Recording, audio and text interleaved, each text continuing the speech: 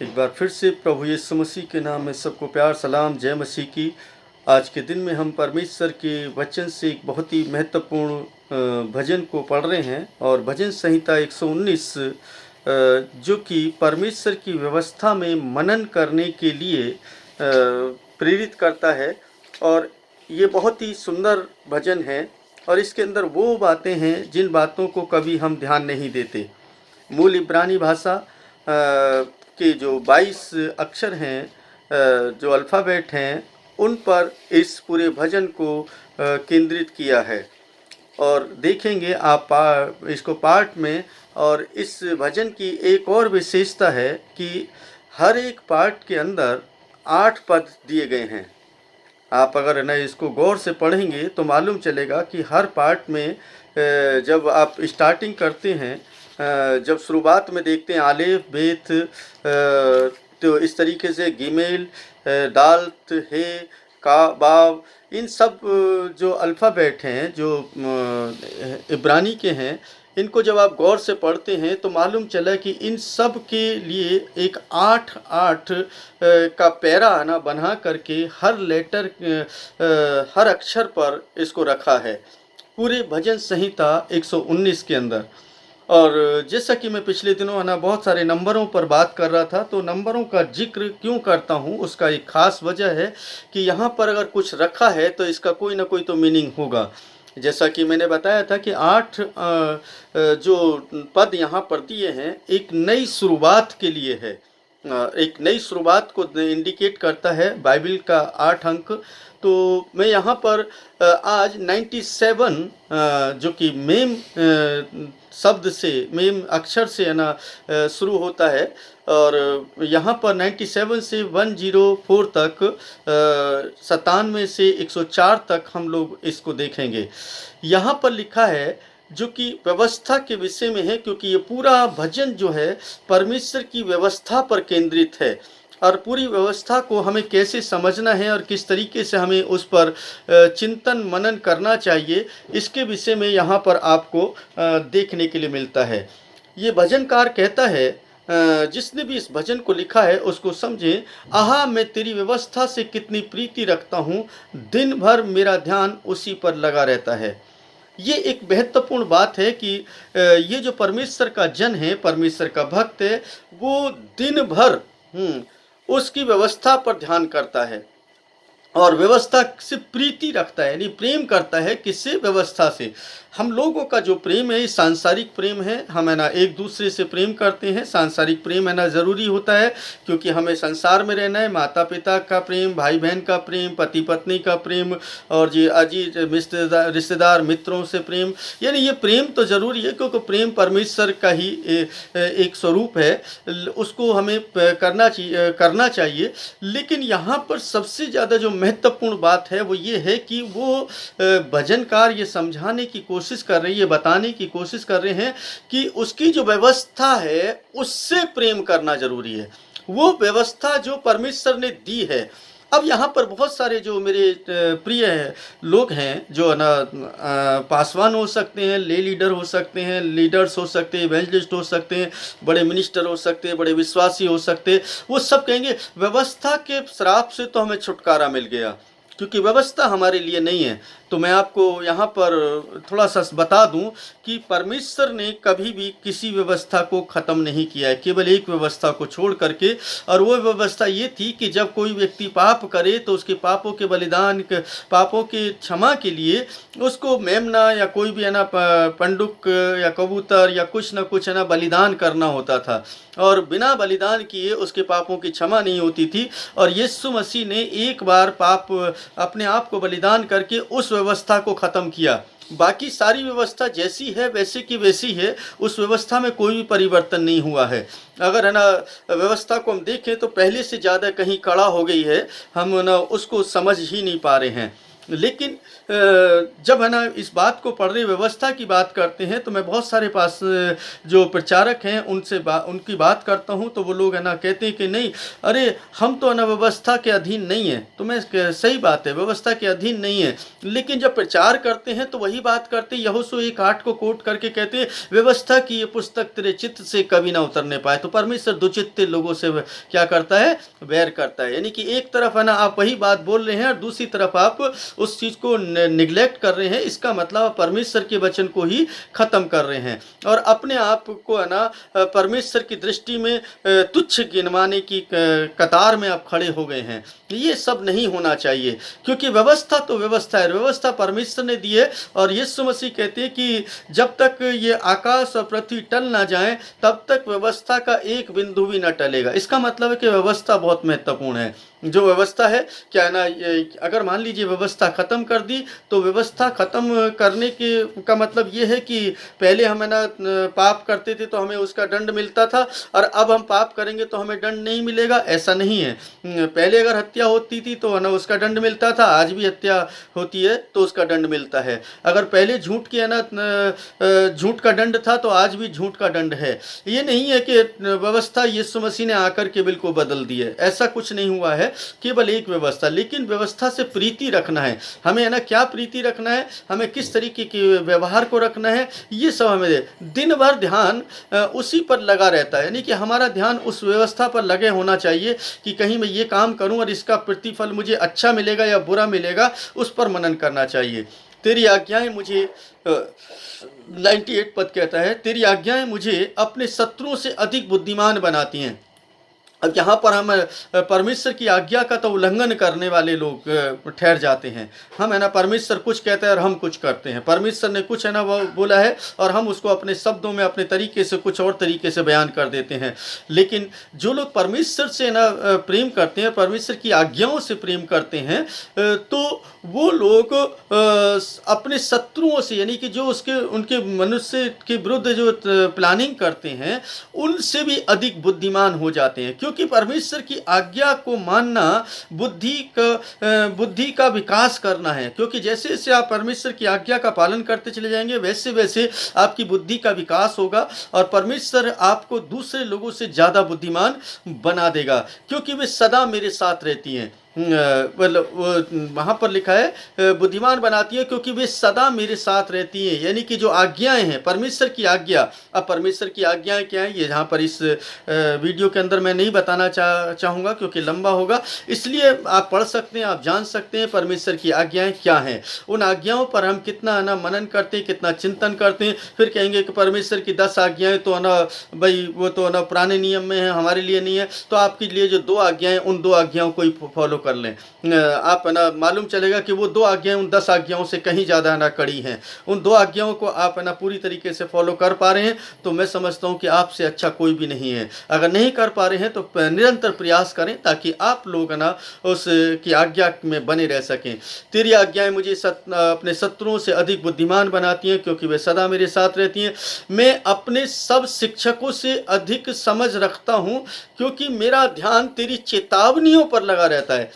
ध्यान रखें, अगर आप परमेश्वर की चेतावनियों पर अगर ध्यान लगाते हैं, जो चेतावनी मतलब जो है ना परमेश्वर हमें कहता है कि देखो तुम्हें ये काम है ना ऐसा करोगे तो ऐसा होगा। चेतावनी जो है जो हमें डराने के लिए परमेश्वर के वचन है, उन पर अगर हमारा चिंतन मनन है तो मैं आपको बता दूं कि जो आपके शिक्षक हैं, मेरे शिक्षक हैं, हम उनसे भी कहीं ज़्यादा समझ रख सकते हैं। क्योंकि अगर मान लीजिए कोई व्यक्ति परमेश्वर की चेतावनियों पर जब है ना ध्यान करता है तो इस दुनिया के तमाम बुद्धिमान समझदार लोगों से ज़्यादा समझदार वो व्यक्ति होता है।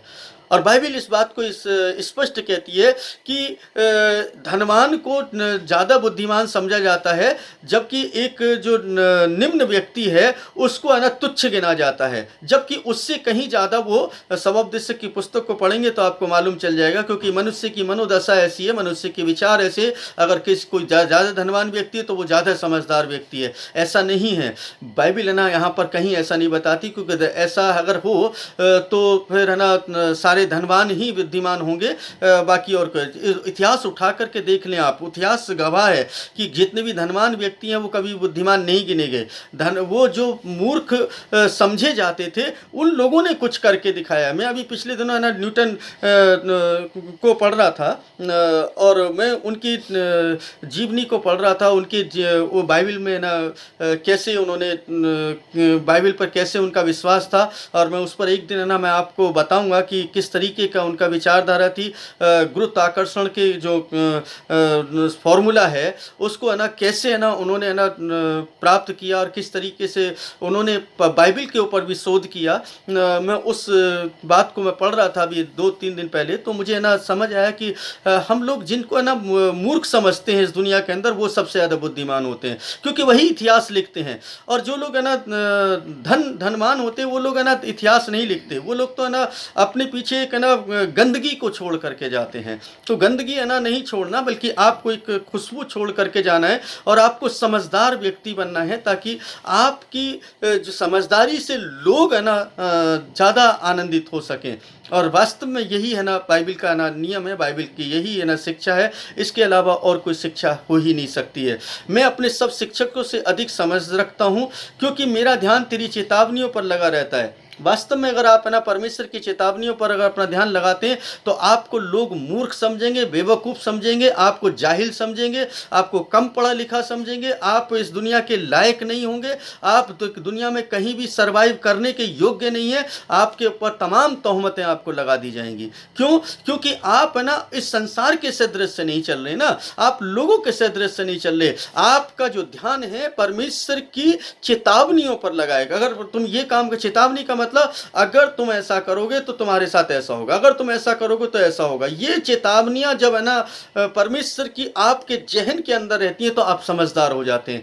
आप हर एक बात को सोच करके, समझ करके क्रिया करते हैं, हर एक चीज को है ना आप विचार करते हैं, आप उस पर चिंतन करते हैं, और फिर उसके बाद अपने कदम को उठाते हैं। और जो मूर्ख लोग हैं वो बिना कुछ सोचे समझे सब काम कर लेते हैं, क्योंकि मूर्खता इससे प्रकट होती है कि अगर चेतावनियों के साथ करते हैं हम लोग तो हम है ना बुद्धिमान है ना गिने जाएंगे, और अगर है ना चेतावनी के साथ नहीं करते हैं तो मूर्ख गिने जाएंगे। क्योंकि रिजल्ट जो है, ध्यान रखें, रिजल्ट हमेशा रिजल्ट के ऊपर निर्भर करता है कि मान लीजिए अभी कोई इलेक्शन होते हैं तो इलेक्शन में है ना जो कौन व्यक्ति क्या कह रहा है, देखो मैं ना इतने वोटों से जीतूंगा, मैं इतनी सारे है ना सीट ले आऊँगा, कोई पार्टी कुछ कहेगी, कोई नेता कुछ कहेगा, कोई कुछ कहेगा, लेकिन रिजल्ट बता देता है कि किसने क्या पाया है।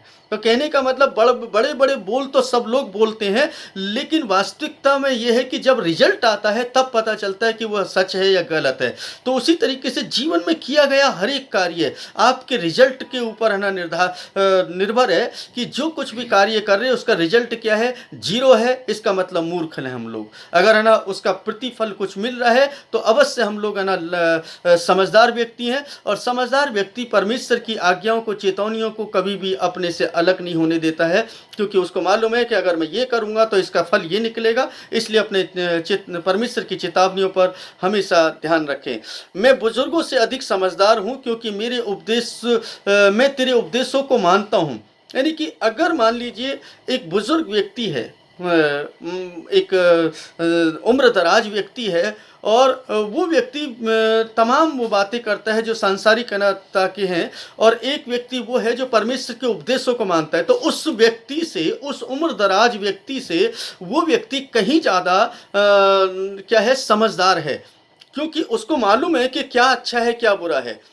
2 बातें हैं, एक तो उम्र दराज है तो हो सकता है कि दुनियावी नॉलेज उसके पास में ज़्यादा हो, लेकिन परमेश्वर के उपदेशों को जो मानता है वो व्यक्ति हमेशा ज़्यादा समझदार होता है, क्योंकि बाइबल इस बात की गवाह है और इसको कोई झुटला नहीं सकता, दुनिया की कोई ताकत नहीं झुटला सकती। इतिहास को उठा करके देख लीजिए, जितने भी है ना समझदार लोग हुए हैं वो परमेश्वर के भय में चलने वाले हुए हैं। जितनी भी रिसर्च आप इस संसार के अंदर देखते हैं वो सब परमेश्वर से डरने वाले लोगों ने है ना की हैं। एक एक रिसर्च को उठा करके देख लीजिए, बाकी दुनिया ने सब कॉपी किया है, आने वाली पीढ़ियां उनको कॉपी करती रहती हैं, लेकिन रिसर्च करने वाले जो हैं वो परमेश्वर के भय में चलते हैं। मैंने अभी जैसे अभी बताया गुरुत्वाकर्षण का जो है ना फॉर्मूला है वो कैसे आया फिजिक्स के अंदर, जिसको आज पूरी दुनिया है ना अप्लाई करती है। उसके बगैर है ना कोई भी फिजिक्स का कोई मैटर नहीं बन सकता, कोई भी चीज़ नहीं है। इस पृथ्वी का सब कुछ है ना फिजिक्स में समाया हुआ है। तो क्यों है? उस व्यक्ति ने परमेश्वर के वचन पर चिंतन किया था, मनन किया था। उसने ट्रिनिटी कॉलेज के अंदर, यूनिवर्सिटी के अंदर जाकर के पढ़ाई की कि है ना बाइबल में कहती क्या है, बाइबल कहती क्या है, बाइबल क्या बताती है और बाइबल किस तरीके से है ना बयान करती है। उन बातों को, परमेश्वर के उन वचनों को उसने जांचा परखा और फिर उसको अपने एक्सपेरिमेंट के अंदर लेकर के आया। इसलिए आज पूरी दुनिया, चाहे वो किसी भी जाति, धर्म, मजहब और किसी भी कबीले और किसी भी पंथ की क्यों ना हो, सब लोग उसको फॉलो कर रहे हैं। क्यों फॉलो कर रहे हैं? क्योंकि परमेश्वर के द्वारा उसने ना शिक्षा को लिया, परमेश्वर की समझ को लिया, परमेश्वर की चेतावनियों को समझा और उसने परमेश्वर के साथ चलते हुए इस दुनिया को एक नई है ना दिशा दी, और जिससे कि आज हम लोग चल रहे, जिससे हम कहते हैं कि हम बहुत बुद्धिमान हो गए। ये बुद्धिमानी हमारी नहीं, हम तो कॉपी कैट हैं, मतलब कॉपी कर लेते हैं कहीं से कोई चीज़ और उसके बाद हम बुद्धिमान हो जाते। नहीं, मतलब कहने का उस व्यक्ति के माध्यम से जो परमेश्वर के साथ चलता था, उसकी चेतावनियों पर चलता था, उसके चेतावनियों को फॉलो करता था, उस व्यक्ति ने एक दिन जब सेब है ना नीचे गिरता है पेड़ से और वो ऊपर नहीं जाता, तो उसका दिमाग है ना घुमा दिया कि आखिर ये नीचे क्यों गिरा।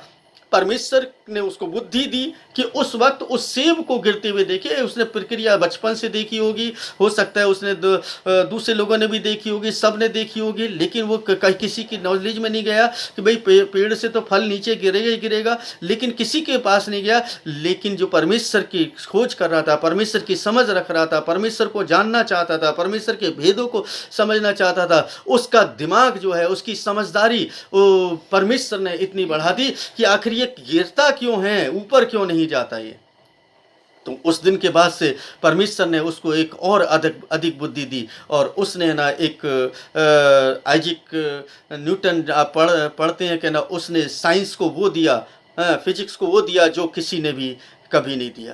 कहने का मतलब है कि परमेश्वर का जो वो है, परमेश्वर का जो नियम है, उस नियम को हम कभी भी झुटला नहीं सकते। उसके आगे वो कहता है कि मैंने अपने पैरों को प्रत्येक बुरे मार्ग से रोक रखा है कि तेरे वचन पर चलूं। अब है ना ये व्यवस्था के अधीन है, यानी कि व्यवस्था को कहने का अपने पैरों को प्रत्येक बुरे मार्ग से रोक रखा है कि मैं तेरे वचनों पर चलूं। यानी ये परमेश्वर का वचन कहता है कि हमें उस पर चलना है। मैं तेरे नियमों से नहीं हटा हूँ क्योंकि तूने ही मुझे सिखाया है। अब है ना अगर परमेश्वर ने हमें सिखाया है, परमेश्वर ने हमें समझदार बनाया है, तो हमें उसके नियमों से कभी भी हटना नहीं चाहिए। अगर हटे हैं तो इसका मतलब हम लोग है ना अपने विनाश का कारण बन रहे हैं, क्योंकि परमेश्वर के नियमों पर चलना ही सबसे ज़्यादा उत्तम बात है। उसके आगे कहते हैं 103 में तेरे वचन मुझको कितने मीठे लगते हैं, हाँ मेरे मुँह में मधु से भी मीठे हैं। हाँ तेरे वचन जो हैं मुझको कितने मीठे लगते हैं, हाँ मेरे मुंह में मधु से भी मीठे। अब है ना परमेश्वर का वचन मीठा, मतलब कड़वी बातें भी है ना मीठी लगती हैं, लेकिन यहाँ तो इस संसार के अंदर अगर किसी को कुछ बोल दो ना तो वो कहेगा देखो ना ये तो मेरी बुराई कर रहा है, मेरे बारे में ऐसा बोल रहा है, देखो ये तो इतना बुरा व्यक्ति है, और ये सब बातें है ना वो बोलने लगता है। देखो चेहरा देख करके बात कर रहा है, इसको पता है मेरे बारे में इसलिए ऐसा बोल रहा है। चेतावनी देना परमेश्वर के वचन से, परमेश्वर की बातों से, परमेश्वर के नियमों से, परमेश्वर के उपदेश से चेतावनी देने को लोग है ना ऐसा सोचते हैं कि इसको मेरे बारे में पता है, जबकि ये नहीं मालूम कि परमेश्वर जो है वो कब कौन सी बात किससे बुलवा रहा है, हमें नहीं मालूम है। परमेश्वर आपसे बुलवा सकता है, मुझसे बुलवा सकता है, इस संसार के किसी व्यक्ति से बुलवा सकता है, इसलिए ध्यान रखें। और 104 पद कहता है जो कि बहुत ही अच्छा है, तेरे उपदेशों से मुझे समझ होती है, समझ प्राप्त होती है, तेरे उपदेशों से मुझे समझ प्राप्त होती है, इसलिए मैं प्रत्येक झूठे मार्ग से घृणा करता हूँ। जब कोई व्यक्ति है ना मुझे ना मैं तो अपना बिल्कुल मेरा सीधा स्टैंड है। अभी कई बार है ना मैं भी भटक जाता हूँ, क्योंकि इंसान हूँ, मनुष्य हूँ, तो गलतियाँ मुझसे भी होती हैं। लेकिन मैं कोशिश करता हूँ कि जो झूठा मार्ग है मैं कभी भी उस पर नहीं जाता। और है ना लोग है ना संसार के अंदर कौन कौन सी बातों को लेकर के मेरे पास आते हैं, बहुत सारी बात बोलते हैं, ये ऐसे है, ये ऐसा है, ये ऐसा, ऐसा करेंगे, ऐसा करेंगे, ऐसा करेंगे, लेकिन उसके अंत को मैं देखता हूँ। मैंने बताया ना, कभी भी जब भी कोई कार्य करें आप अंत को देखें कि रिजल्ट क्या निकलने वाला है। बीज बोने से पहले आपको फसल का पता होना चाहिए कि उस फसल है ना क्या होगी, और उस फसल का रिजल्ट आपको क्या मिलने वाला है। जिस भूमि में बो रहे हैं वो भूमि है ना उपजाऊ है या नहीं है, उस भूमि के अंदर कहीं ऐसा नहीं कहना जो बो रहे हैं वो है ना उसी के अंदर समाया जा रहा है, आपको वो कभी फलवंत हो ही नहीं रही है, कभी उसने फल उगा ही नहीं रही है। हो सकता है कि शायद है ना आप उस एक बंजर जमीन को आप एक जगह देखेंगे वहां पर कुछ नहीं होता है, लेकिन दूसरी जगह देखेंगे बहुत कुछ होता है। तो कहने का मतलब आप इस संसार के अंदर ही आप देख सकते हैं कि एक स्टेट में बंजर भूमि है वहां पर कुछ नहीं उग रहा है, लेकिन दूसरी जगह पर बंजर भूमि पर बहुत कुछ उग रहा है। तो उसका कारण क्या है? क्योंकि वो एक एनवायरमेंट के ऊपर डिपेंड करता है, वो है ना आपके वहाँ जलवायु के ऊपर डिपेंड करता है। सेम प्रक्रिया है ना हर व्यक्ति के जीवन के अंदर ऐसी है। जो कार्य जो व्यक्ति कर रहा है वो व्यक्ति उसके लिए ना सटीक हो सकता है, सही हो सकता है, लेकिन आपके पास जो है परमेश्वर ने जो आपको दी है, परमेश्वर ने जो आपको ना समझ दी है, परमेश्वर ने जो आपको बुद्धि दी है, परमेश्वर ने जो आपको ज्ञान दिया है, उसका आप इस्तेमाल करें और केवल उसी पर काम करें। तब जाकर के परमेश्वर के उपदेशों से समझ प्राप्त होगी, क्योंकि परमेश्वर का वचन ही समझाता है। मुझे मालूम है, मैंने बहुत बार ना कोशिश की, बहुत सी चीज़ें बनाने के लिए बहुत सारा काम किया। मैंने जीवन में ना कई बार है ना चर्च बिल्डिंग बनाई, और चर्च बिल्डिंग बनाने के का उद्देश्य केवल ये था कि मेरी चर्च बिल्डिंग होगी, सब कुछ होगा, सब अच्छा रहेगा। और ये करके मैं है ना 3 बार चर्च बिल्डिंग बना करके तीनों बार मेरे पास नहीं। मुझे मालूम चल गया कि इतनी गलती करने के बाद, अपनी समझ का इस्तेमाल करने के बाद, कि परमेश्वर ने मुझे चर्च बिल्डिंग के लिए रखा ही नहीं है। मुझे है ना चर्च बिल्डिंग में बांधना नहीं चाहता था। और मुझे कई लोगों ने है ना बोला कि पादी साहब आप है ना चर्च बिल्डिंग के चक्कर में ना पड़े, क्योंकि जो आप है ना कर रहे हैं वो बिल्कुल अलग है, तो आप मत करिए, आप है ना अलग किस्म से करिए सेवा। तो मैं उन बातों को है ना सोचता था, यार शायद ये मुझे आगे बढ़ते भी नहीं देखना चाहता, ये है और वो है, बहुत सारी बातें। तो उस कहने का मतलब है कि हमें अपने आप को समझना पड़ेगा कि आपकी अंदर की जो खूबी है वो क्या है, आप क्या कर सकते हैं, आप क्या देना चाहते हैं, संसार को क्या देना चाहते हैं, जो परमेश्वर से आपको प्राप्त होता है। तो इसी तरीके से आप इसको समझें। भजन संहिता 119 को आप कंठस्थ याद करें, आपको मालूम चलेगा कि आपकी जिंदगी बदल जाएगी। पूरी व्यवस्था पर ना है, ये पूरी व्यवस्था के को ना ये दर्शाता है। क्योंकि इसका एक पद है ना मुझे बहुत अच्छा लगता है, इसी का मैं खाली एक पद पढ़ूंगा। 113 पद को मैं पढ़ना चाहता हूँ यहाँ पर, और मैं समाप्त करूंगा। दुचित्तों से तो मैं घृणा, परंतु तेरी व्यवस्था से प्रेम करता हूँ। यानी मैं भी बिल्कुल वही काम करता हूँ। मुझे है ना बिल्कुल अच्छा लगता जो दो चित्ते होते हैं, जो दो मुंह के होते हैं, हाँ, मतलब 2 चित्त रखते हैं। 2 चित्त वाला है ना व्यक्ति जो है कभी भी अच्छा नहीं होता है। मतलब 2 चित्ता का मतलब है कि ना किसी बात को अभी हाँ कह रहा है, अभी ना कह रहा है, वो व्यक्ति कभी भी अच्छा नहीं होता। इसलिए ध्यान रखें, स्थिर हो और परमेश्वर के वचन से जांचा और परखा हो। और जिसने ऐसे कर लिया, जीवन में मैं आपको बता सकता हूँ, जिंदगी में कोई भी ताकत उसको आगे बढ़ने से नहीं रोक सकती। सुख समृद्धि उसके ऊपर है ना हमेशा आएगी। मैं कल है ना एक बात को पढ़ रहा था, और मैं सुलेमान को पढ़ रहा था। सुलेमान को ना मैं जब पढ़ रहा था तो मुझे बहुत अच्छा लगा, क्योंकि मैं इस टाइम में बहुत अच्छा लग रहा है कि मैं बहुत सारी चीज़ों को पढ़ रहा हूँ दोबारा से तिबारा से। मतलब बहुत बार है ना पढ़ चुका हूँ, लेकिन नई नई बातें मुझे सुलेमान को जब मैं पढ़ रहा था तो सुलेमान ने परमेश्वर से कहा, मुझे समझ दे, ज्ञान दे, बुद्धि दे, ताकि मैं इस बड़ी प्रजा का न्याय कर सकूँ। परमेश्वर उससे कहता है, तूने बुद्धि मांगी, समझ मांगी, ज्ञान मांगा, तूने धन संपत्ति नहीं मांगी, इसलिए मैं तुझे इतनी धन संपत्ति दूंगा कि जितने तेरे आसपास किसी के पास नहीं होगी। मतलब कहने का यह है कि धन संपत्ति को मांगना नहीं है, वो परमेश्वर अपने आप भेजेगा। हाँ, बस केवल 2 चीज़ों पर ध्यान दे लीजिए, बुद्धि पर, ज्ञान पर और समझ पर। इन 3 चीज़ों पर ध्यान दे दिया, उसकी व्यवस्था पर ध्यान दे दिया, तो समझ लीजिए कि आपके पास ये सब कुछ आने वाला है। अगर आपने ना इन चीज़ों को त्याग दिया तो आप ना उसके पीछे दौड़ते रहिए, दौड़ते रहिए, दौड़ते रहिए, दौड़ते रहिए, आपको जीवन में कभी कुछ प्राप्त नहीं होगा। मैं ना वैसे प्रचार नहीं करता कि नहीं परमेश्वर आपको आशीष देगा, आशीष देगा, आशीष देगा, बिल्कुल नहीं देगा। जो ये गलत फहमी में जी रहे हैं कि परमेश्वर से मांगेंगे मिल जाएगा, मिल जाएगा, नहीं मिलेगा। जब तक व्यवस्था नहीं है, जब तक नियम नहीं है, तब तक, जब तक आज्ञाएं नहीं है, जब तक उसके उपदेश नहीं है जीवन के अंदर, आप ना लाख कोशिश कर लें, कुछ नहीं मिलेगा। हमारा बेस जो है, इस दुनिया के हर एक बड़े व्यक्ति का बेस जो है वो बाइबल है, परमेश्वर का वचन है। चाहे वो है ना किसी भी फील्ड में चले जाएं, किसी भी क्षेत्र में चले जाएं, हर क्षेत्र के अंदर आप पाएंगे कि सबसे ज़्यादा समृद्धि जो है वो केवल और केवल उन लोगों के पास है जिन लोगों ने परमेश्वर को जाना है, परमेश्वर को महिमा दी है, उसको पहला स्थान दिया है। वो लोग हमेशा इस दुनिया के अंदर नाम कमा करके गए। आज अगर हम हिस्ट्री को पढ़ते हैं, हिस्ट्री के अंदर जो भी कुछ पढ़ रहे हैं तो वो इसीलिए पढ़ रहे हैं क्योंकि उन्हों के साथ परमेश्वर ने बड़े बड़े काम किए हैं।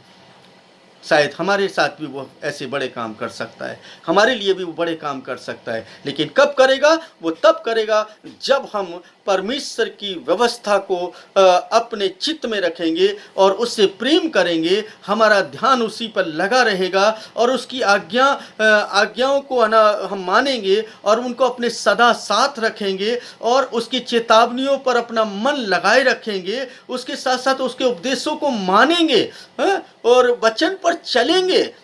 ये है ना, परमेश्वर के वचन के अनुसार जब आप ऐसा करते हैं तो परमेश्वर अपने उपदेशों से आपको और मुझको समझ प्राप्ति देता है, समझ प्रदान करता है। और जब अगर किसी व्यक्ति के अंदर समझ आ गई ना, तो मैं समझता हूँ कि उसकी ज़िंदगी संवर गई। समझ नहीं है लोगों के पास में कि कब क्या करना चाहिए, कैसे करना चाहिए। लोग भावनाओं में बह करके, लोग है ना संसार की बातों में बह करके सिर्फ अपने आप को दुख में डाल रहे हैं, केवल इससे ज़्यादा कुछ नहीं है।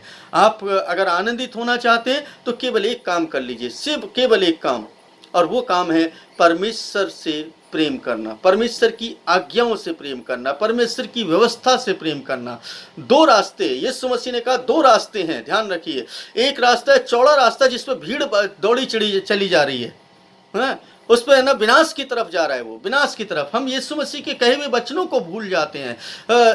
2 रास्ते हैं, एक रास्ता चौड़ा रास्ता है जो विनाश की तरफ को जाता है और वो आपको उसमें कोई नहीं रोकने वाला है। वो आपको है ना सब कहेंगे आ जाओ आ जाओ आ जाओ। जैसे ना बाइबल में लिखा है कि नरक की आग कहती है तू आ जा, मुझे मेरे अंदर आ जा, वो समा जा। बिल्कुल सेम वही बात है कि दुनिया के लोग जो हैं वो है ना अपनी तरफ खींच रहे हैं। एक है ना मैग्नेटिक फील्ड है, चार्म्स पावर है, मतलब एक ऐसी मैग्नेटिक फील्ड जो काम कर रही है, जो बुराई की तरफ लोगों को, बुरे मार्ग की तरफ लोगों को खींचे चली जा रही है और सकरे मार्ग पर नहीं जाना चाहता है।